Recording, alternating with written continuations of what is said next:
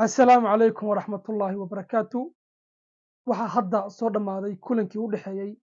Manchester City iyo kooxda Tottenham. Kulankan Manchester City wax kubada ma ciyaarin, guuldarro iyo boon xumo ayay caawa isku darsatay Manchester City. Horta warkaasna waxaan ku hayaa oo kale Arsenal jaaniska heshay iyo xogaha markii koox ay qaadayso horyaalka Premier League. waxa lagu yaqaan ku sheegaya waxaa lagu yaqaanaa kulankii lagu dhago kooxda ku soo xigta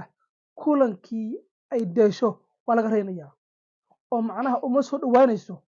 nasiib iyo dadaal ayaa lagu gaaraa heer. marka Arsenalay jaanis waxaad hesheen inaba aan caadi ahayn. kulankii shalay galab Everton idinku burbursatay waxaa xigtay in kulankan Manchester City-na garoonka Tottenham lagu burbursado ayadoo dhinac walba looga fiicnaa ma dhihi karaa. marka Manchester City san kuma qaadi karto qaabkay maanta u dhashay kulankii Tottenham wax horyaal macaa lagu soo dhawaan kara ma ahan. wax badan ayaa u dilaacay macallin Arteta oo horey ugu soo shaqeeyay Manchester City wax badanna ka yaqaana. wuxuu hadda kulankan hadduu daawaday meelaha ay Manchester City ka jalsan tahay oo labada kulan ee nagu soo aadan oo fooda nagu soo haya oo go'aamin doona horyaalka Premier League uu ka dhahan karaa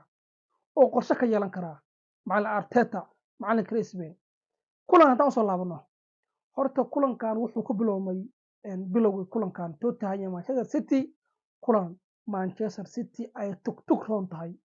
lasma xaqiro aad bay u fiicnayd Manchester City bilowgii ciyaarta ilaa 20 daqiiqo ugu horeeyay booni weerarka Tottenham booni waa heli weyday boonigeeda iskaalmatada booniga aad buu u xaniibnaa Tottenham isbrainka iyo iskaalmatada oo dhan shidaal bay ahayd xaqor kuma garataane.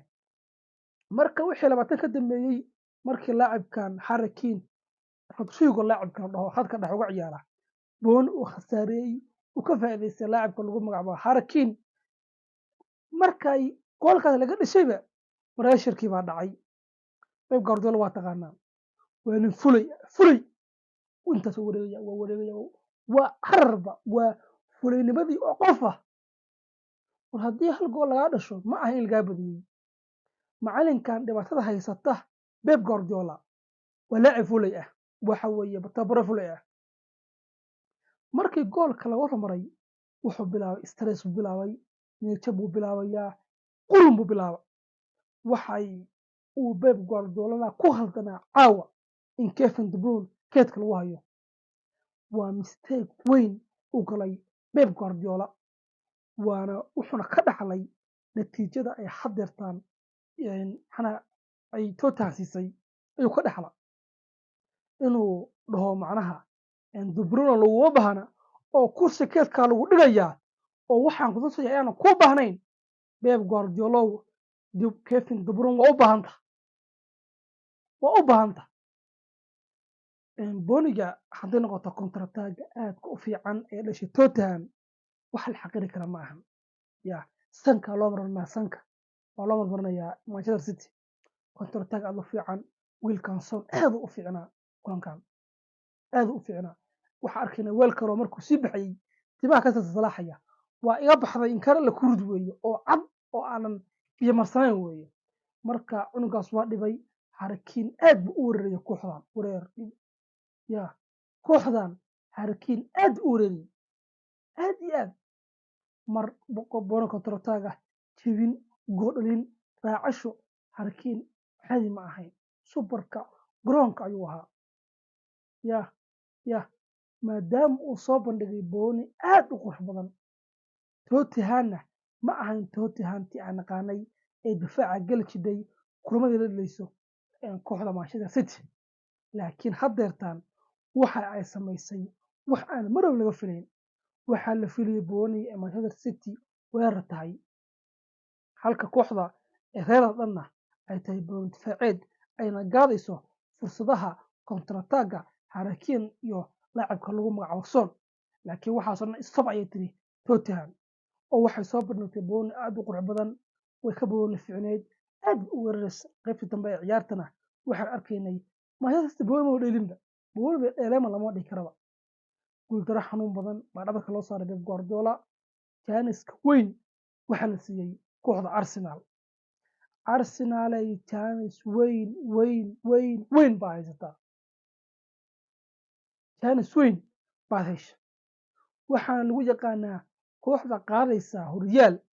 waxaa lagu yaqaanaa nasiib iyo dadaal la imaado nasiibka ilaahay xaggiisa weeye dadaal la imaado marka nasiibka waan ii heliyey kulankii Evertona dharbaaxada idinku dhacday haddii aad ka baqayseen Manchester City inay ii soo dhawaato ma iima soo dhowaan meeshiini baa kala taagantihiin dhagta geliya meeshay idinka taagnaayeen baad weli taagantihiin Arsenalay oo nasiibka ayaa idin saaciday kulanka soo socda kulanka ku xiga waxaa leelisaan kooxda uu hogaamiyo Pep Guardiola gurigiina iyo gurigooda ku yahay ma garanayo laakiin labada kulan ee soo socota ee horyaalka Premier League Manchester City iyo Arsenal iska hor imaanayaan oo home iyo away ah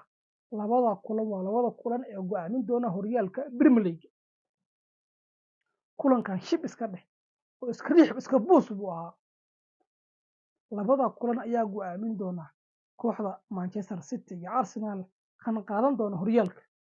maadaama sanadkan aad ay u fiican yihiin dhinac walbaba Gunners caadi maaha waxaan arkaya laacibka ama wiilka kabtanka ku xiran Arsenal Odegaard oo yaraa noqdo si qalbiyana u leh marka nasiibku waa ina saaciday Arteta nasiibkaas saaciday hadda nasiibka hadduu koodo cid wax kaa qaban ka dhax cid hor isaga ka dhama jiro marka saaxiibayaal Arsenal waxaa leeyahay jaanisada soo socda kulamada soo socda ka faa'iidaysta ayaan leeyahay saaxiibayaal intaas ayaan kusoo gabagabeynaynaa wararkeena ciyaaraha kulankii u dhexeeyey Tottenham iyo Manchester City iyo fursadda ay haysato kooxda Arsenal haddii aad tahay saaxiibka cusub barteenaan fadlan subscribe noo saar leebtahay sheertana nagu dhiirigeli waana ku mahadsan tahay saaxiib la jaanqaadkaaga